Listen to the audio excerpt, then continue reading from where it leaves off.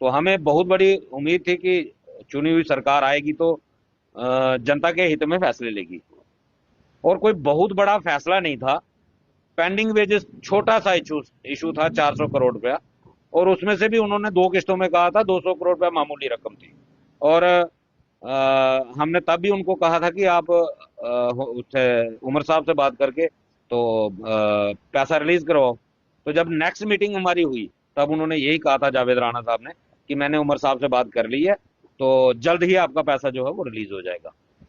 तब हमने उनसे ये सवाल पूछा था कि हम लोगों को क्या बताएं कि कब तक हो जाएगा।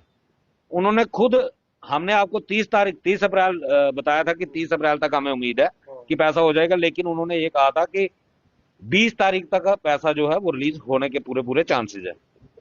अब वो अपना वादा क्यों नहीं पूरा कर पाए, ये वो बेहतर बता सकते हैं, क्योंकि उसके बाद हमारी भी उनसे मुलाकात जो है वो नहीं तब हो से पाई। लेकर अब तक आपकी कोई मीटिंग नहीं हुई। हालांकि जावेद राणा कई बार जम्मू में कई जगहों पर हमें अलग अलग जगह पर दिखे हैं, कई कई जगह पर वो गए हैं, मीडिया ने भी उनसे बात की है। हालांकि डेली वेजर पर कोई बातचीत हो नहीं पाई, किसी ने सवाल पूछा नहीं कि पेंडिंग वेजेस को लेकर जो वादा आपने किया था उस वादे का क्या किया।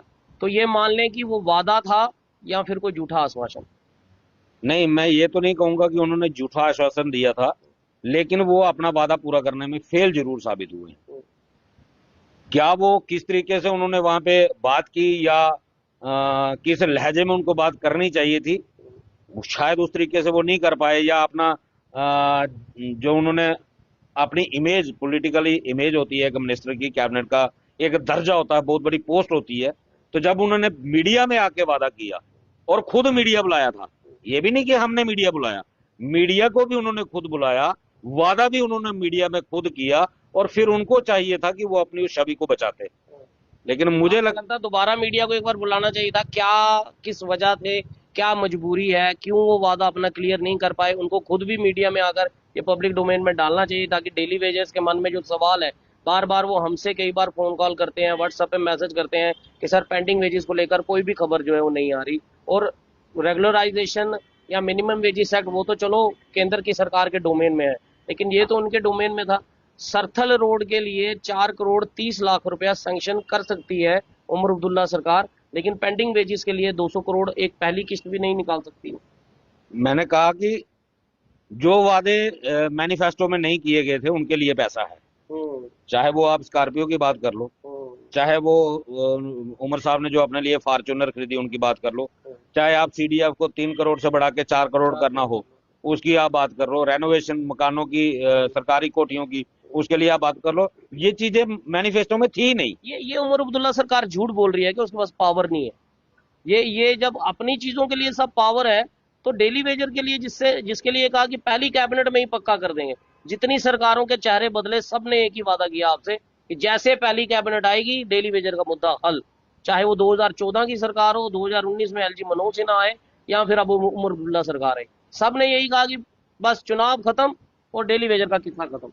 मैं कह रहा हूं, अगर उमर अब्दुल्ला साहब के पास पावर नहीं है, कैबिनेट की पावर तो है ना, कैबिनेट के 4 मिनिस्टर हैं ना उनके साथ, वो कैबिनेट में डेली वेजर का मुद्दा सॉल्व करके, वो जैसे कि वो लोगों में पब्लिक डोमेन में ये एक छवि बना रहे हैं कि एलजी साहब के पास सारी पावर है, यही उनका मोटिव है, जो बार बार ये कहते हैं कि हमारे पास स्टेटहुड नहीं है, हमारे पास फलाना नहीं है, ढिमकाना नहीं है।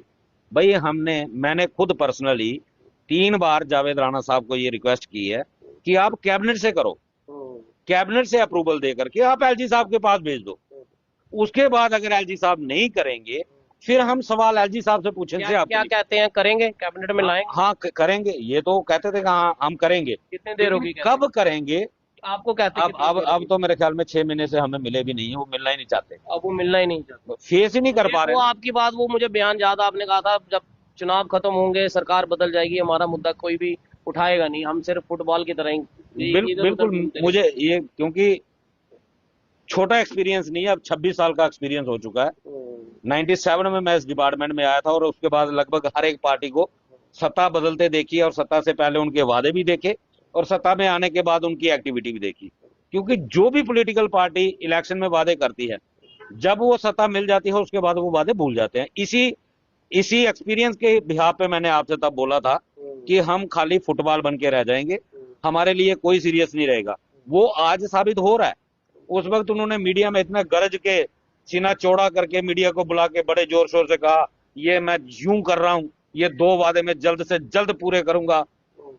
अब वो हम टाइम मांगते हैं, अभी कहते हैं मैं कश्मीर में हूं, कभी कहते हैं मैं बीमार हूं, कभी कहते हैं मेरा बीपी हाई हो गया। तो आज हमें लग रहा है कि आज वो हमसे हमें फेस करने से डर रहे हैं। आज सिर्फ अपना चेहरा छुपा रहे हैं कि ये सवाल पूछेंगे और मेरे पास जवाब नहीं है। और मुझे तो जैसे आपने पहले जिक्र किया, उनको खुद पब्लिक डोमेन में आना चाहिए था, मीडिया को बुला करके अपना पक्ष रखना चाहिए था कि क्या वजह थी कि मैंने 20 अप्रैल या 30 अप्रैल बोला था, आज जुलाई खत्म आपको हो रहा लगता है। है किसी ने मना किया होगा?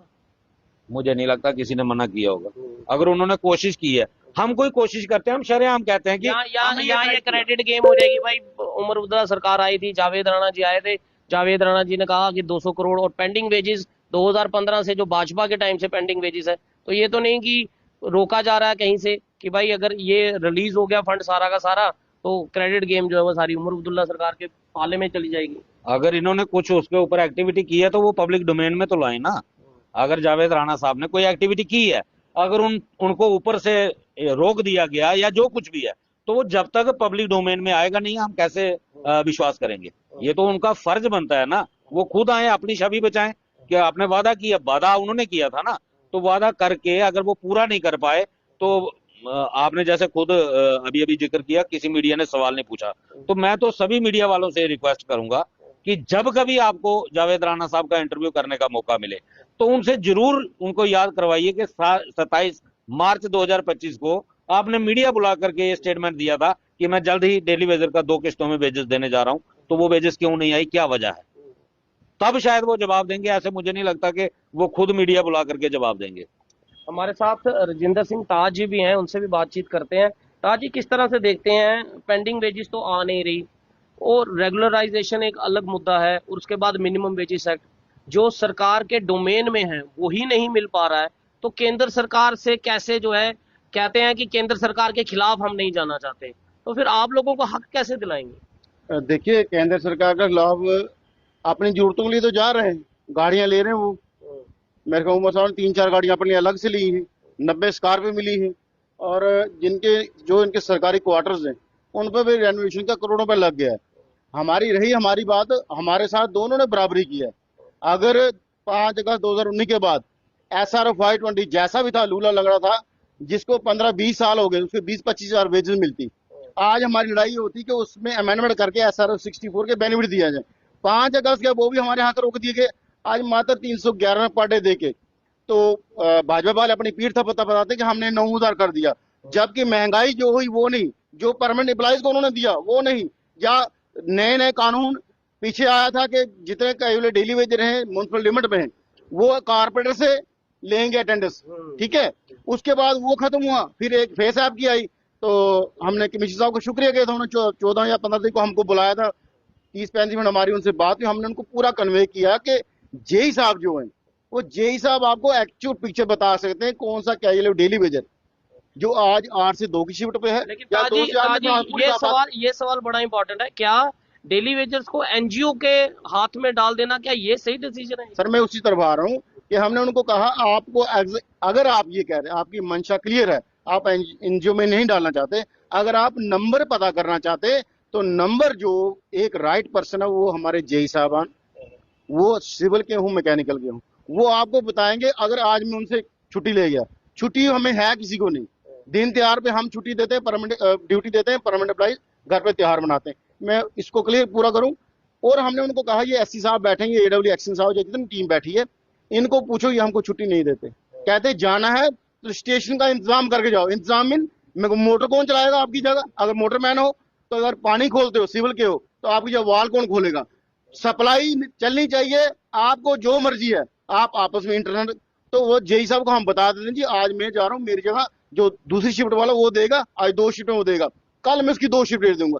तो मैंने कहा जेई साहब आपको एग्जैक्ट बताएंगे, आपने अटेंडेंस लेनी है तो जेई साहब से लो, वो आपको राइट पर्सन होगा। तो आने वाले जब वो रिटर्न ऑर्डर निकालेंगे, वो भी पहला नंबर। दूसरा जो आपने इंपॉर्टेंट क्वेश्चन कहा, minimum wage act, minimum wage act 3 साल हो गए, एहसान कोई नहीं कर रहा। पिछले बार भी हमने जद्दोजहद की थी, जब प्रधानमंत्री साहब आने पल्ली आ रहे थे, तो आपने 2-3 बार इंटरव्यू किया, हमने कहा था कि हम काले झंडे दिखाएंगे कि हमारी समस्या हल नहीं कर रहे। तो आप नई नई सौगातें दे रहे हो, हमें कुछ दो जो हम इस डिपार्टमेंट को चला रहे हैं, निजाम चला रहे हो। और उससे बड़ी बात, एलजी साहब इतनी बड़ी बात हमारे लिए कहते हैं ये रीढ़ की हड्डी है, लेकिन कहीं ना कहीं रीढ़ की हड्डी को हर बार तोड़ने का काम किया जाता है।